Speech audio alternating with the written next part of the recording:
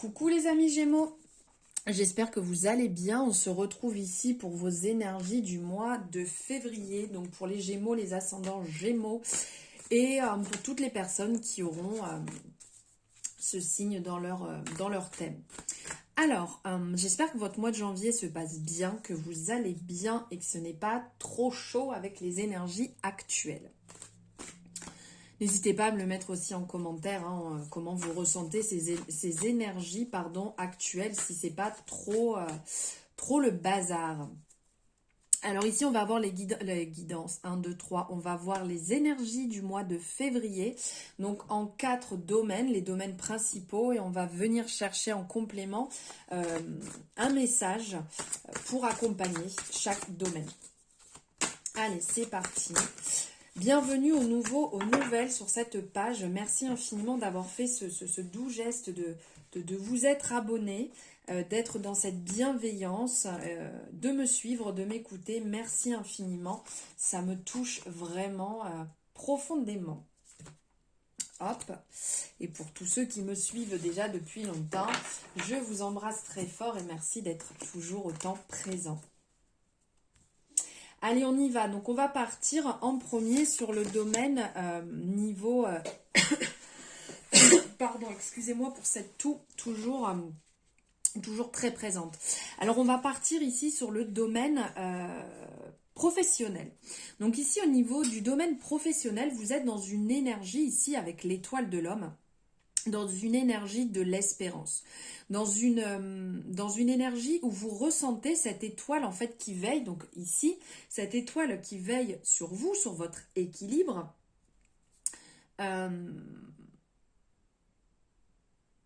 Comment dire? En fait, cette étoile, elle est le guide qui vous relie à la fois au ciel et à votre incarnation. Vous êtes dans une énergie qui est masculine. Et vous êtes bercé par la planète Mars, qui est la planète de la guerre, qui est en opposition à l'étoile de la femme, bon là qui n'est pas présente, mais c'est vrai que dans les énergies, juste avant du taureau, j'en parlais, qui est l'opposition de l'étoile de la femme qui est placée sous le signe de Vénus. Ici, on ressent cette envie, cette combativité. En étant en fait placé sous la planète de Mars, je vous disais donc la planète de la guerre, on ressent cette combativité. En vous, il va sommeiller deux forces contraires. Et c'est grâce à cela que va se former un équilibre. À la fois ce côté guerrier qui a envie de se battre, qui a le feu intérieur, on a envie d'y aller, on a envie de se dépasser, et de l'autre qui est un peu consolateur. C'est comme si c'était positif et négatif. En fait, l'équilibre de ces deux forces, ces énergies, ces pensées, elles vous amènent à la tempérance de vous-même et la tempérance des autres. Ce qui fait qu'au niveau du travail, vous êtes dans cet équilibre, vous êtes dans cette harmonie. Vous avez envie de combattre, d'y arriver, mais vous êtes aussi capable à côté de vous calmer, de vous poser et de savoir ce qui est bon pour vous. Pour sortir justement et ne pas vous retrouver bloqué ici avec les énergies de l'infortune. Donc pour ne pas vous retrouver bloqué dans ces énergies qui peuvent vous bloquer, vraiment côté matériel, et de surtout laisser derrière le poids du passé. Ça, ne venez pas mélanger les anciennes énergies pro avec vos énergies actuelles. Parce que sinon, ça va vous mettre dans de la lenteur. Ça va ankyloser toutes vos actions présentes. Donc, on laisse derrière. Le présent, c'est le présent. Et on agit professionnellement à l'instant T. D'accord? On laisse les autres énergies derrière. Le passé, c'est le passé. Maintenant, on va voir ici niveau sentimental. Bon, alors, les Gémeaux, ça a l'air d'être la grande folie niveau sentimental. Désolée, je rigole, enfin, c'est pas drôle, hein, mais je réagis aussi comme ça, étant Gémeaux. Alors ici, en fait, on me parle que c'est un peu compliqué niveau sentimental ici. que vous êtes dans une période défavorable, vous êtes fatigué, vous en avez marre, il y a de la lenteur, il y a beaucoup trop d'incertitudes qui viennent se mêler à votre situation. Je pourrais même dire que ça suggère des relations qui sont toxiques. Et de faire attention à lever le pied et à vous rendre compte des choses avant qu'il soit trop tard.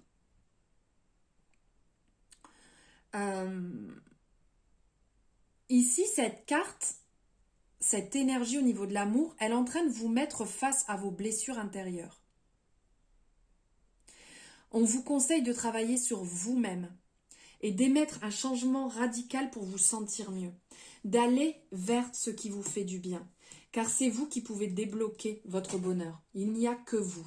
C'est pas une personne à côté, ce n'est pas votre partenaire qui va vous aider à faire cela, c'est vous-même. Un partenaire, c'est un compagnon de chemin, un compagnon pour avancer ensemble, mais c'est pas la personne qui va résoudre vos problèmes, loin de là. Donc ici, dites-vous bien que votre destin, vous l'avez entre vos mains. Écoutez votre voix intérieure, écoutez votre âme et vous comprendrez beaucoup mieux en faisant le silence et en vous écoutant vous-même. C'est vraiment la priorité actuellement pour vous enlever de cette mauvaise énergie. Pensez à vous, faites-vous du bien à vous pour pouvoir faire du bien extérieurement après et de pouvoir le partager. Maintenant, on va voir niveau développement personnel. Waouh! Waouh!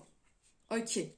Alors, niveau développement personnel, ici, on est sur l'énergie de l'eau. Donc, on est sur une énergie qui est liée aux mémoires, aux événements qui viennent à vous. Car l'eau, ici représentée sur cette... Pardon, excusez-moi. Car l'eau représentée ici sur cette carte, en fait, va symboliser l'énergie qui impulse, qui vivifie, mais aussi qui peut détruire. Donc ici, niveau développement personnel, on vous appelle au calme. On vous appelle au maximum à la tranquillité, à suivre votre petit bonhomme de chemin et à écouter votre intuition.